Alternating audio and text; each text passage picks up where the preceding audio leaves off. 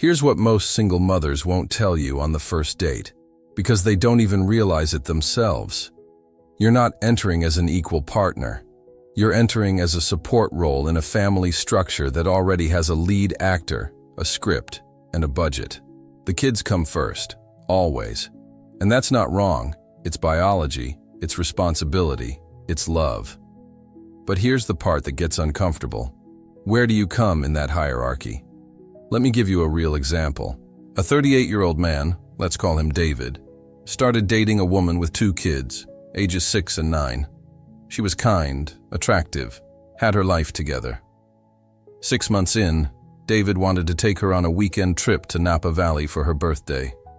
She said yes, then canceled 3 days before because her ex changed his custody weekend last minute. David understood. He was patient. But then it happened again, and again. Date nights rescheduled, vacations postponed, conversations interrupted. Not because she didn't care, but because the system had priorities, and he wasn't at the top. And here's the key insight. This isn't about the kids being a problem. Kids are innocent. The problem is the structure that places a new partner in a permanent secondary position, where his needs are always negotiable, but the system's needs are not. Can you build a life with someone when you're always 3rd, 4th, or 5th in line? Now, some men are okay with this. They accept the role. They find meaning in it. But provider men who are used to building, leading, and investing, often feel something they can't quite name. I'm contributing, but not co-creating. And that feeling, it grows. Because here's what happens next. You start paying for things. Dinners out with the kids, school supplies, a bigger apartment so everyone fits. Maybe you help with a car repair. Maybe you cover an emergency. You're being generous. You're being supportive. But you're also becoming financially entangled in a system where you have responsibility, but no authority. What happens when you disagree with a parenting decision? What happens when the ex causes drama? What happens when you realize you're funding a life you don't control? The risk isn't that single mothers are bad people. The risk is that the structure itself creates an imbalance that's hard to correct once you're in deep. Let's talk about the elephant in the room. The ex. When you date a single mother, you're not just dating her. You're inheriting a relationship with someone you never chose to know. Someone who will be in your life, in your home, in your plans, forever. And here's the question nobody asks on the first date. What kind of ex is he? Because this matters more than almost anything else. If he's a responsible co-parent who respects boundaries, pays his child support on time, and communicates like an adult, you might be fine. Uncomfortable at times, sure, but manageable. But if he's unstable, manipulative, or still emotionally entangled with your partner, you're walking into a minefield. Let me tell you about Marcus. He's 42, works in finance, started dating a single mom named Jessica. She had a 7-year-old daughter. The ex, let's call him Ryan, was mostly fine, according to Jessica. Paid child support. Saw his daughter every other weekend. But 6 months in, Marcus started noticing things. Ryan would text Jessica at 11 p.m. about emergencies that weren't emergencies. He'd show up unannounced to drop off the daughter early. He'd make comments about Marcus in front of the kid. Little digs, little boundary violations. And here's what broke Marcus. Jessica wouldn't set boundaries.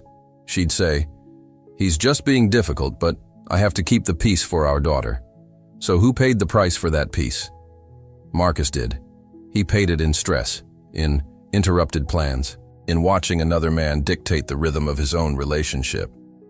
And when Marcus finally said, "This isn't working for me," Jessica accused him of not understanding what it's like to co-parent.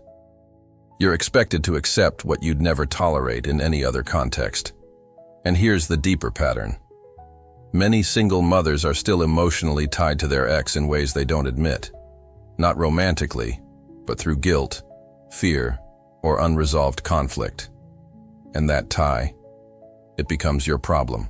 You're expected to be patient while she manages his moods. You're expected to be understanding while he disrupts your life.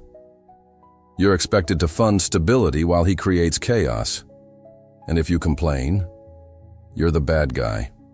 You're not supportive. You're making things harder. How long can you live like that before resentment builds? The risk here isn't theoretical, it's structural. You're entering a system where another man has permanent access to your partner's time, emotions, and decisions, and you have no power to change that. Now let's talk about money, because this is where things get really uncomfortable. When you're a provider man, someone who's financially stable, responsible, maybe even successful, you become a resource in the eyes of a system that's always under financial pressure. And here's the question: are you a partner or a solution? Let me be clear. Most single mothers are not gold diggers. They're not scheming. They're not trying to trap you. But they are operating under financial stress that you might not fully understand. Childcare in the U.S. averages $200 to $500 per month per child. Rent is up 30% in most cities since 2020. Child support, if she even gets it, often doesn't cover half the real costs. She's juggling work, parenting, and survival. And then you show up, stable, generous, willing to help. At first it feels good. You take her out to dinner, you buy the kids a toy, you help with groceries. You're being a good man, you're being supportive. But then the requests get bigger. Can you help with rent this month? Can you cover the car insurance? Can you pay for the kids' summer camp? And here's the trap. If you say no, you're not serious about the relationship. If you say yes, you're funding a life you don't control. You're paying for a family that isn't yours. Let me tell you about Carlos. He's 45, owns a small construction business in Texas. Started dating a single mother with 3 kids. She was hardworking, kind, doing her best. Carlos helped out here and there. A few $100s for school clothes. Fixed her car for free. Paid for a family trip to Six Flags. 2 years in, Carlos realized he'd spent over $30,000 on her household. Not because she asked for all of it, but because the need was always there. And because saying no felt cruel. But here's what broke him. When he suggested they move in together and split costs more formally, she hesitated. She wanted him to keep helping, but didn't want to combine finances or make it official. So what was he? A partner or a checkbook? And here's the legal reality that most men don't know. In some states, if you live with a single mother and her kids for long enough, you can be held financially responsible for those children even after the relationship ends. It's called de facto parenthood, or psychological parenthood. You're not the biological father. You didn't adopt them. But if a court decides you acted in loco parentis, in place of a parent, you could owe child support. You can invest years of your life and tens of thousands of dollars into children who aren't yours, and then be legally obligated to keep paying even after the relationship ends. The risk is real. The cost is permanent. This isn't about being selfish. It's about understanding that the financial structure of dating a single mother is fundamentally different from dating a woman without kids. The stakes are higher, the costs are ongoing, and the exit is expensive.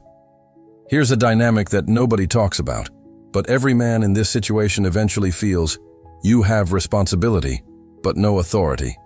You're expected to help raise the kids, to be a role model, to provide stability, to show up, to care. But when it comes to actual decisions, discipline, rules, boundaries, values, where do you stand? The answer is nowhere. You're not the father. You're not the stepfather unless you marry her. You're... what? The boyfriend? The guy who lives there? The man who pays for things but has no say? And here's where the resentment builds. Let me tell you about James. He's 40, started dating a single mother with a 12-year-old son. The kid was struggling in school, getting into trouble, talking back. James tried to help. He set boundaries. He offered structure. He tried to be a positive male influence. But every time James enforced a rule, the kid would say, "You're not my dad." And every time James brought it up to his girlfriend, she'd say, "I appreciate your help, but I need to handle this my way." So James was expected to care. but not parent. To invest, but not lead. To be present, but invisible. You're a ghost in your own home. And here's the deeper problem. The mother is often caught between two fears. She's afraid of letting you have too much authority because you might leave. But she's also afraid of you not stepping up because she needs help. So you're stuck in this impossible middle ground where you're always doing too much or not enough, where your role is undefined, where your boundaries are constantly tested. How do you build a life with someone when you don't even know what your role is? And then there's the ex. If he's still in the picture, he has legal authority over those kids. He can override your decisions. He can undermine your rules. He can tell the kids, you don't have to listen to him, and you have no recourse, because legally, you're nobody. This is the authority problem. You're expected to act like a father without the respect, the rights, or the recognition of one. And for provider men who are used to leading, building, and having agency in their own lives, this dynamic is suffocating. Let's talk about the hardest part, leaving. Because here's what happens when you date a single mother for a year, 2 years, 5 years. You don't just bond with her, you bond with the kids. You become part of their lives. You show up to soccer games. You help with homework. You teach them to ride a bike. You become someone they depend on. And then, if the relationship doesn't work out, you don't just lose her, you lose them. But they don't just lose you. They lose another father figure, another man who left. The cost of leaving isn't just yours. Let me tell you about Robert. He dated a single mother for 4 years. Her daughter was 5 when they met, 9 when they broke up. Robert loved that little girl. He was there for her. He was stable, present, caring. But the relationship with the mother wasn't working. Different values, different goals.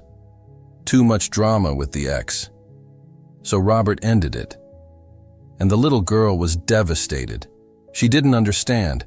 She thought Robert was leaving her, and in a way he was, because he had no legal right to stay in her life.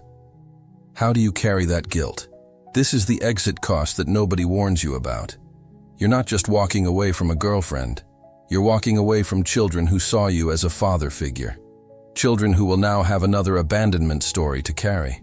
And here's the cruel irony. If you stay in a relationship that's not working just to avoid hurting the kids, you're sacrificing your own life. But if you leave to protect your own well-being, you're hurting innocent children. There's no clean exit. There's only damage control. And for men who take responsibility seriously, men who don't want to be another guy who left, this creates a psychological trap. You stay longer than you should. You tolerate more than you should. You sacrifice more than you should. You're trapped by your own decency. And even if you do leave, the cost doesn't end there. If you've been living together, you might owe money. If you've been supporting the household, she might claim you're responsible. If you've been acting as a parent, a court might agree. The exit cost is financial, emotional, and sometimes legal. This is why so many provider men feel risk when they consider dating a single mother. Not because they're heartless, but because they understand that once you're in, getting out is expensive in every possible way.